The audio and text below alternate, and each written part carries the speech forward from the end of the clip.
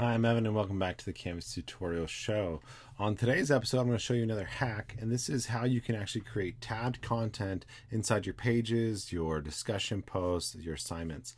Now, I will say that this is kind of an advanced tutorial for people that feel comfortable getting into the code a little bit.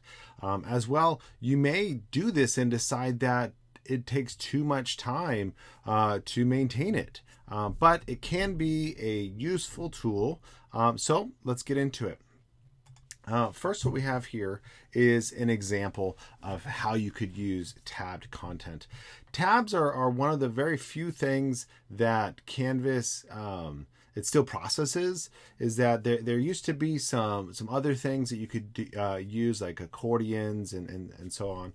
But as they've developed more the Canvas Studio side and encouraging companies to build their own apps that work with Canvas, they've taken away a lot of those things. But you can still use tabs. So here's an example of mine. And this is not something that I would actually show to the students. It shouldn't be published there. This is something I would keep in my modules just for me, so that when I'm doing planning, I can come back here and look at it. But tabs help you to organize content. And so here I have what the overview of the unit is, as well as you click onto the next tab. I have my standards with some more information, and you can see these are my 3 standards with all the information that I want as I'm planning out that unit or putting that information in the module.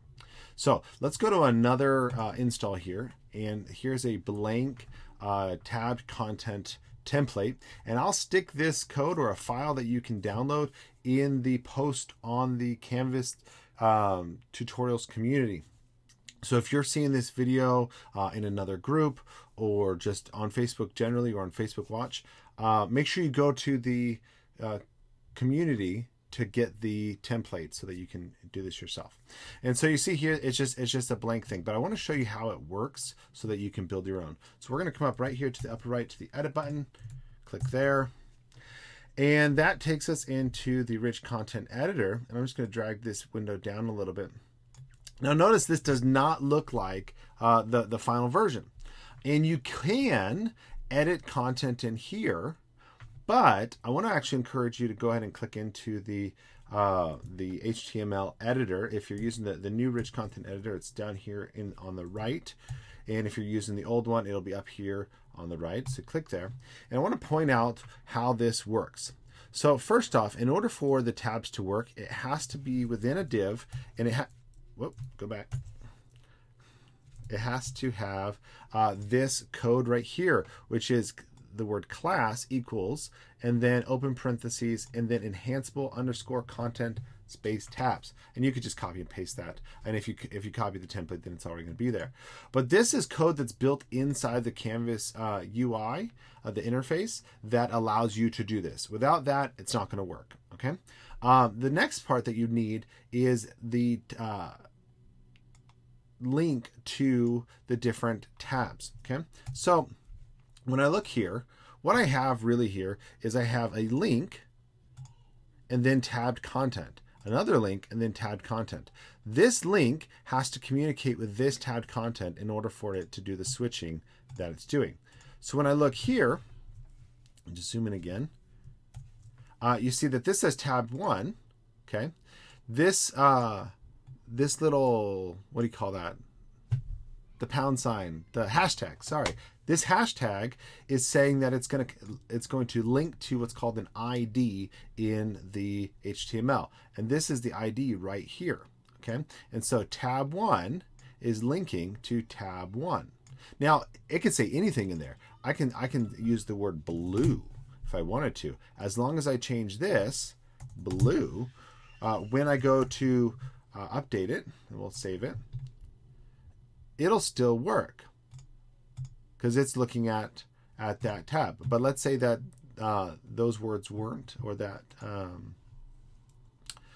the ID was not the same, then it would not work. So let's change it, and we'll just say green just for fun, and we'll leave that as blue. Okay, so this is now linking to an ID that says green, but that ID is called blue. So now Okay, so now when I click on it, notice how this is all broken. Okay, this content just shows and it's not actually linking to it because, again, you need to have the correct link name or there we go. Whoop, go back. Correct ID name in the link.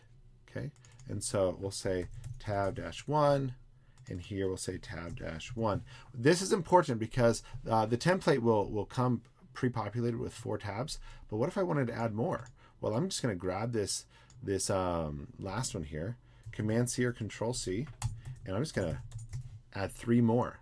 And we're going to say 4, 5, 6, 7. Those are 3 unique links. Now, I'm going to come down here to the bottom, and we're here where it says div ID, and I'm going to copy that as well. So this is the opening div tag. That's the closing div tag. So I'm just going to Command-C or Control-C, and I'm going to go 1, 2, 3, and now I got to go back here and change these to those same numbers. Number 5, number 6, number 7. Okay, and save. And now I've gone from 1 tab to, I didn't change the actual name of it, and that's still broken. Sorry. Let's see. This is a big part, though. You got to be able to look at your stuff and troubleshoot it. It says tab 1, 2, 3. See, I didn't put the dash there. Okay, tab 1, tab 2, tab 3, and this just says tab 5 content, tab 6 content, tab 7 content. Same thing up here, and that's just for the visual. Save. There you go.